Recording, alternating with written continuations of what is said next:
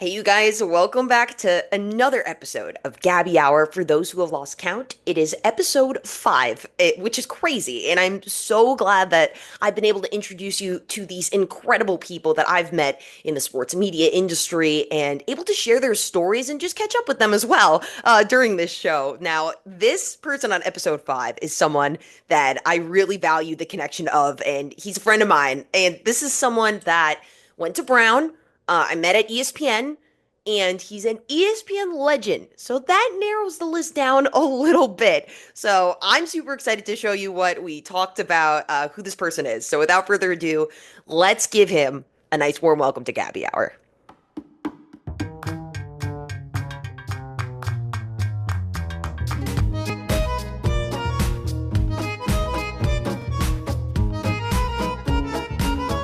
Happened on Saturday. Sammy, say it ain't Sosa. Did it for the Cubs. Mark McGwire inching closer to being the second one. More on that in a moment. Wind against the Ravens. Derek Ward. And then, of course, there's fire. Ahmad Bradshaw. More on this game in a moment. Over 200 yards rushing. Giants over the Ravens 30-10 there. 9-1. Cowboys back on track in the division. Tony Romo back. Martellus Bennett touchdown. Cowboys win 14-10 at Washington. Second lateral of the day. His passer rating goes up on this play. I'm kidding. Bears trying their cross midfield. What? Now it's back. Give it to the quarterback. No, we got the running back. Swing of the back could do it. This could be it. Back. It's gone. Mr. Chris Berman, thank you so much for being on the show. Hey, there's no better way than starting off your morning on the show just chit-chatting, right? I mean, thank you so much for being on it. Look, if you, hi, Gabby, and happy summer to everybody, to you. We're Brown graduates. We stick together. And it doesn't matter that you might have been at school a couple of years behind me, like almost 50, whatever the number is. What year again? You're like 2 years. Oh, I'm only 2 years out. I know. Yeah, it's crazy. That's nuts. But and I'll be 50 years out. Couple more years. Give me a little more time. I love it. I love it. And I start off the show every time introducing the guest based on how I met them. And you mentioned it already, that Brown University connection. And we met 2 years ago when I was an intern at ESPN. And the first day when I stepped on campus, got my email, I went to the directory, rushed and scoured it. And I said, all right, there's only one person's name I'm looking for right now. And I found yours. And I played it cool. I waited a couple weeks. I was like, all right, I'm just going to reach out once I get my feet dirty here, and we'll see where it goes. If he's around, great. So I had no idea, but you spend most of your time in the off season in Hawaii. So that was already something that I had no idea about. And on a whim, finally reached out. Your assistant got back to me. Hey, he's actually in Bristol. He's going to be on the ESPN campus. He's got a casual putting competition between him and Xander Schauffele. I'm sure after that he'll have some time. I was like, okay, we'll see. After that, I got the email. She said, yep, he would love to talk to you. Of course, put in there Brown, former Brown grad or current Brown grad. And, you sat with me for a couple hours that day. I'm not blowing smoke. I will never forget that moment. And just you taking the time out of your day to talk to someone like me. And listen, I get it. If I didn't go to Brown, the chances might have been slim. All right. But, I really appreciate your time, and since then we've been connected. But again, that Brown connection, I want to start there. You bleed Brown, and I always say that I love Brown, but I don't think I love Brown as much as I do now since meeting you. And I want to know what impact Brown had on you in those early stages. Well, give it time for in your case, because you'll 10 years, 20 years out, you have a family. You'll think about how special your 4 years were and the friends you made and the experiences you had. And not even so much the courses you took, but still, it's like every now and then I get to use what I learned. And a couple of I majored in history, and I get to use history every now and then. That's number one. Brown is a different look. I mean, we're talking to people that didn't go there primarily on this program. So everybody, hopefully most everyone feels that about if they're fortunate enough to go to college, a university, that they feel that they had a wonderful experience and they made friends and et cetera. Because it's a different time of life. You're away from home, but you're not that far away from home, but you are. And you're really finding yourself as a person. And in my case, Gabby, that was what Brown was, um, and still stands for. I think I told you when I mean, I could still remember crossing a street in New York City. Not that I'm there that much, but whatever. This is like 10 years ago. Somebody, you're waiting for the walk sign or whatever, and a guy comes and says, young man might have been in his mid-30s, maybe 40. Hey, my name is, I don't remember. I went to Brown. I'm class of 98 or something. And the only question I asked him is, did you love it? Yeah, I loved it. And again, we're not unique. I hope we're not. But there's something in the water there in Providence, Rhode Island, that Brown's Ivy League, but it isn't this. That's I mean, right. that's part of it. That's not reason number one. But it's not, we're not, we're a little more real, I think. It sounds like I'm dissing the other Ivy schools. Why not? You're allowed to. Yeah. No, I love them. I root for anybody in the league. I mean, we have a connection, and but it was a special time, and I think in retrospect, and you realize that when you're on, Brown does have grad schools, but it's really primarily undergrad. So your 4 years there, or one's 4 years there, were really about you more than the med school, which is, was real small. A little bit of engineering they had when I was there, but not a lot. And it's not like half and half. No, it's really the undergrad experience. And I think knowing that then and knowing that now, I think adds a lot, Gabby, to what we feel about the place. When we talked, you talked a lot about fond memories that you had at Brown and how that kind of helped you find your style of broadcasting at ESPN. And I want to hear from you kind of what that was like. I know you're known for your catchphrases, nicknames. That started at Brown a little bit, though, right? Well, it did, because you paid attention in those 2 hours. Good Brown student. What was your major, by the way? I forget. English. Yeah, that ties into, to answer your question second. Young people say, well, I want to go into your business, whether I'm sportscaster, newscaster, I want to be a photographer, I want to run the tape machines. I'm an engineer. I'm really shy. Should I go to and major in, where there are some great schools and courses in journalism, communications? And I tell them, no, don't do that. I'm not saying that. But I said, here's my path. So that'll more close to be your answer. My path was Brown did not have and does not have journalism and communications, and it got almost everything else. Not to say that those are useless, because they're not. But I majored in American history. So, well, what did that do? Well, made me know how to research things subconsciously. It made me know how to write well.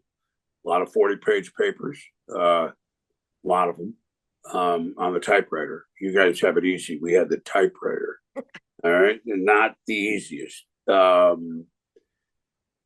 And I went to the radio station the first week and the newspaper, the Brown Daily Herald. WBRU, though, was a 50,000-watt, mostly classic rock station in Providence, which was whoa. And I volunteered the first week or two. And make what could be a long story short, I eventually became the voice of the Bruins. We were the Brown Bruins. We're the Bears. We were the Bears. We were the Bruins when I was there. We're the Bears now. Whatever. Brown's been around a long time. And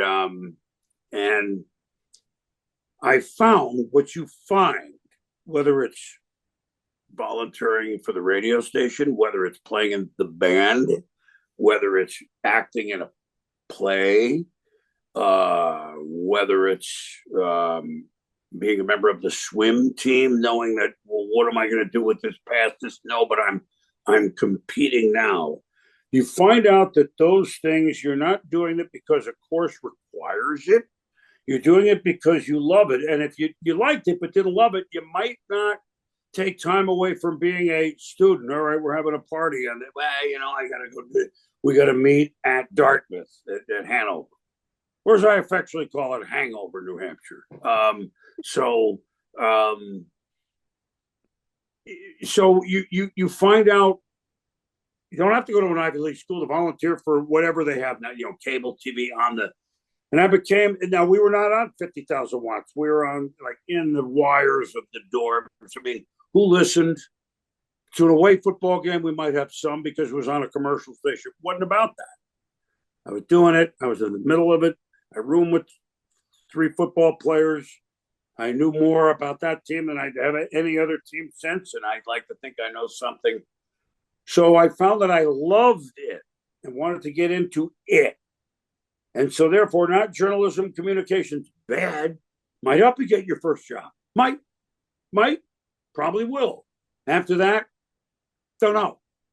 Oh, my course told me this is how I should speak. No course said to call Bert Blyleven, pitcher and Hall of Fame pitcher, Bert B. Home Blyleven. By the way, not everybody would do that. It's kind of my personality. I'm a humorous guy, and we used to give nicknames to players in college, sit around and drinking Perrier, of course, and look at a box score and come up with Frank Tanana. Oh, Frank Tanana Daiquiri. Okay. So they snuck out on the air in the early 80s at ESPN. I didn't get fired. People thought they were funny. I kept doing it. That's the long around path of my path. Not the only path. But again, English, history, political science, they help you write. They help you tell people things. Like you'll need, if you're going to be an on-air reporter for sports, news, finance, whatever. How do I tell people what I know so they understand it? Not to prove how much I know about finance if I use these big words, baloney. Talk to people, not at them. Lo and behold, Brown's first Ivy League football championship, which in the big picture doesn't mean anything to somebody who went to Ohio State. First ever, 1976. That was the fall of my senior year. I was the voice of our team, and I'm close with 20 members of that team to this day. And some, unfortunately, have passed on. The number would be higher. And I didn't play. It happened because I was the voice of the Bruins, and we were 8-1, and we won the Ivy League. And I'm pretty proud to say it. It was only the first time, and I was the voice. Talking about your creative genius behind all of those nicknames, if I'm not mistaken, that was not taken lightly by some of your producers earlier on at ESPN. And those nicknames were at risk of being gone from the broadcast, but if you can explain it a little bit, someone actually saved them from coming back. The nicknames were organic. The back was organic. I mean, I could go into it. And then about 5 years in, the guy who was running SportsCenter didn't think they were proper. Nothing illicit. I mean, there were no derogatory. Players loved them. And we could go on. But Brett, who is one of the greatest hitters of certainly my lifetime, and I'm 70, and a Hall of Famer and a great guy, great friend, kind of blew the lid on it. I told him they were in the playoffs in '85. They eventually won the World Series, the Royals, Kansas City. And he's the interview, and then 50 microphones in his face. Before we get started, George, with the ESPN fellow interviewing him, which of course is a friend of mine, he didn't say anything. But before we get started, George Grant, ESPN. Why are they banning Chris Berman's nicknames? What are they doing? This is at the playoffs. They're playing Toronto. And that became a story. And the bottom line is by the next April, it's not like you want anyone to lose their job. That's not why. But they were back and he was gone. So to quote an old song, Buddy Holly wrote it, but you wouldn't know that. But the Bobby Fuller Four sang it. They fought the law, and the law won. So give the people what. Be yourself. And Bob Lee, one of our great professionals, would never have given you sports that way. Doesn't make him worse or better than me, or vice versa. That's him. He's more of a news. That's his person. Be yourself. because anything else is an actor or an actress. And then now people will pick you apart. One of the things that stuck out to me the most, as you talk about being a broadcaster, is getting the facts straight and getting them right. And that's something that you're no BS when it comes to reporting and broadcasting. And I think that's something that coaches, players, they all catch on to. And one of them specifically, he's come up in 3 of my episodes already, is Bill Belichick is someone that respects you and actually trusts you, which is someone that's very rare to get by in the sports media industry, specifically during Super Bowl 36. You had one-on-ones with him and continually were trusted with that. And how do you approach a coach or a player that's kind of hesitant with the media, that won't give them much? Well, I mean, it's a very good question, Gabby, but I mean, football coaches or baseball managers, et cetera, they're fans of the game. They love the game. And I think they recognize it's not like, again, just be yourself. I mean, they would watch NFL Primetime, for example, back in the day. All these games weren't, et cetera. And I think over the long run, they feel like, you know what? My team or that other team did not have a good day. He said it, but he didn't go, therefore the coach is an idiot or be out for blood. There's ways to say everything. You don't have to candy coat everything. Oh, he's being honest. We did stink. But that was the end of it. Not like, and they've stunk for 40, whatever. And I think just time. I think being on every day was an asset specifically for Bill.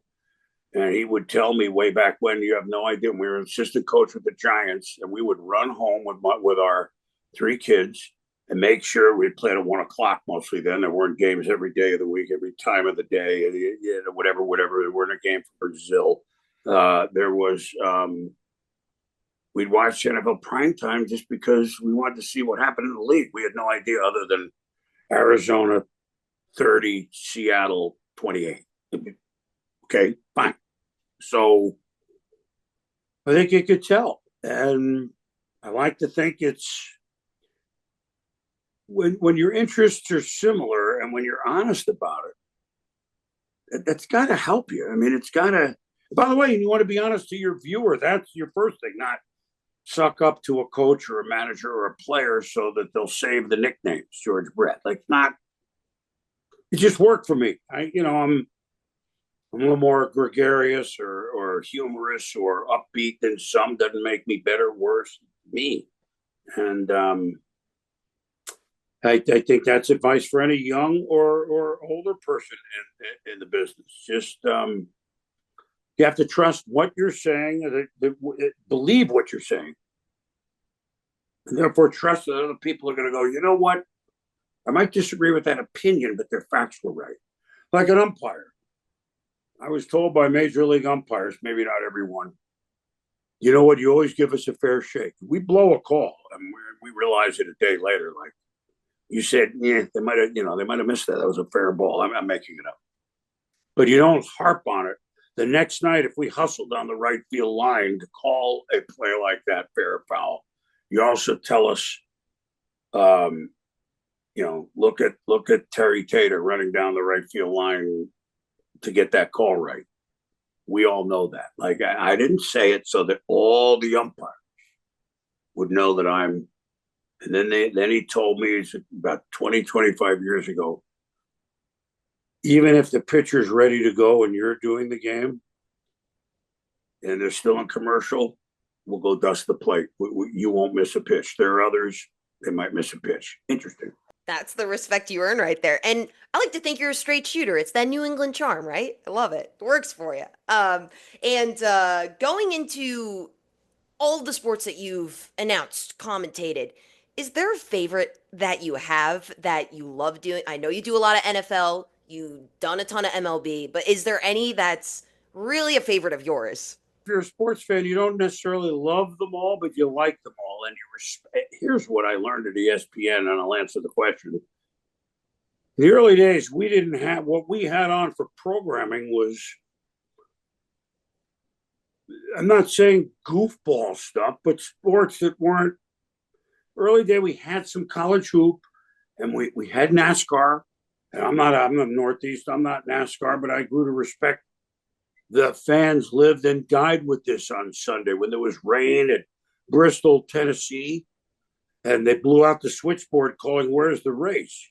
Because there's no social media or no phone like there's a rain delay. Wow. I didn't realize it was that big through all those 20 states. I mean, you realize that the competitors look at some of the Olympic sports, which no one would ever look down their nose at. Yeah, I don't follow luge except for the Olympics. Yeah, but those men and women, they're out of their mind. I like that team from Czechoslovakia, as you're watching. That's not even a country anymore. So it's legitimate competition, and I respect that. Now, that being said, professionally, I've ended up hanging my hat on football and really baseball, too. I mean, but as time goes on in my last year, 4 or 5 years coming up, I'm still doing football. Pro football, but do I follow hockey? Yeah. Do I follow golf? Yeah. Do I follow the NBA? Not as much as I used to, but boy, don't think that when Magic was playing Bird that I knew everything about all the teams and all the league, and before that, I mean, we could go. I mean, but pro football and Major League Baseball are my. I mean, and golf. I've been able to still cover golf, which is a different thing. I did a lot of U.S. Opens, Gabby, including one where you're about to be in Pittsburgh. Oh, not this one, but I already knew it was the hardest course of all time. I mean, I didn't need this past U.S. Open to tell me. I mean, they let us play it on media day like 15 years ago, and by the 8th hole, it's like I can't wait to go somewhere else. Not that it stinks, but how many triple bogeys can you make here? I mean, so the football and baseball, the friendships that I've been able to make in those 3 sports in particular, I wouldn't have if I didn't have a pulpit. But not that I'm the greatest preacher of all time to take it religiously. It just, people like my sermons, I guess, and they could trust, and we have common interests, and it you go from there. It's like meeting a student at school. They don't have to like everything that you do, or that actually makes it better when I'm into cooking, making it up.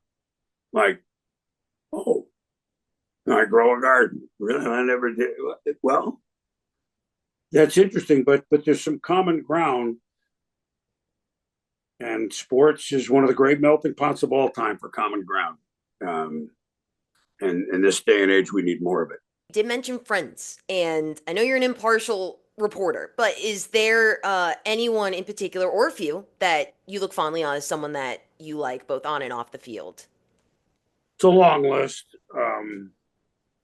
I'll start with Jim Kelly of the Bills, or my Bills, and that whole team in the 90s. And Marv Levy, who's about to be 100. Bill Polian was the GM in his 80s now. Jim and I just hit it off because I was in my 30s. He was in his 20s. It was not a jock sniffing type of thing. I predicted them for the Super Bowl when they were 7-8 the year before, and people thought I was an idiot. And they got to the championship game, and I was given the key to the city in Buffalo, and that's not why I did it. It was like, I'm going to take a chance with the team, and they made me look good. And I could call 15 or 20 of them like the Brown guys now. Bruce Smith, Andre Reed, Thurman Thomas, players, Cornelia Bennett. I could go on and on names that my generation would know. So, to put him, I could name a lot. In football, Andy Reid is, we talk in the football season every week. Not always about, okay, so at 3rd and 8, what are you running? That's part of it, but not, you mentioned Bill. So a lot of coaches as time went on, but back then it was players. We talked George Brett Favre when he played, gave me, great interviews. I'd ask him for 10 minutes, he'd give me 45. Because, I'm enjoying this, Chris, so why am I in a rush, I mean, golfers, baseball. Cal Ripken and I became very close because I happened to be on the mic the night that he broke Lou Gehrig's record, which is the highlight of my career. And we're smart enough not to say anything for 23 minutes, but that sounds like I'm doing this. But Cal and I are kind of linked. Because I was the player's age, or not that far off, even at 40, if they were 28. It was the 49ers and Joe Montana and Dwight Clark and those guys in the 80s. Again, I'm dating myself, but again, I'm in my 20s, and we're going out for a few beers. You want to come? Sure. It was not, ooh, the media better be careful. You know, it was not, it was a different time. And they remained friends. I mean, I'm lucky that ESPN allowed me to be in the front row, but able to talk to the players, not the plexiglass in a hockey game. You know, like they can't hear me anyway. I mean, kind of is an interesting, very cool. I mean, I never thought that the friendships I made in the world of sports. I mean, Willie Mays and Joe Namath are the two reasons I'm doing what I'm doing, all right, to boil it down. Now, I mean, Willie just passed a year ago. Joe is 81. Joe Namath, I mean, he's my guy. And I became friends with them. Like, they're the reason I do this. And where are you going to work in a business like that? You know, you may be the best rocket scientist, but you may not meet anybody from NASA. I mean, I don't know if that's the right analogy, but you might not. But I met the greatest astronauts of all time, if you will. So pretty cool. Yeah, I would love to look at your contacts on your phone. I bet that's just, you could probably just scroll through. Oh, I have that person. I have that person's number. It's amazing. I got a few. That's amazing. I want to talk about when you're not in season. I think that's when you're in your prime. You're in Hawaii, you're golfing, but also you do a bunch of other stuff on the side. You're a guest DJ on No Shoes Radio now and Well, then. I was once. That was. Well, But they once play it. they play it over and over. But hey, you love music, so that's one. And you also are in the voice of video games. You've been in movies, commercials. Is there a favorite off-season activity that you've done that you do? Well, I mean, until about 8 years ago, I mean, I pretty much, other than right after the Super Bowl timeout, you know, we would be on every day. So music would be the top. I mean, I'm not alone. I turn it on blasted when I'm in the shower. I mean, I'm in the car. The satellite radio is like the greatest thing. Oh, good. I have an hour drive. I got 3 different, you know, 18 presets. I'm good to go. And that'll be one. The golf, it's just, you know, it's a game we chase. I played this past week.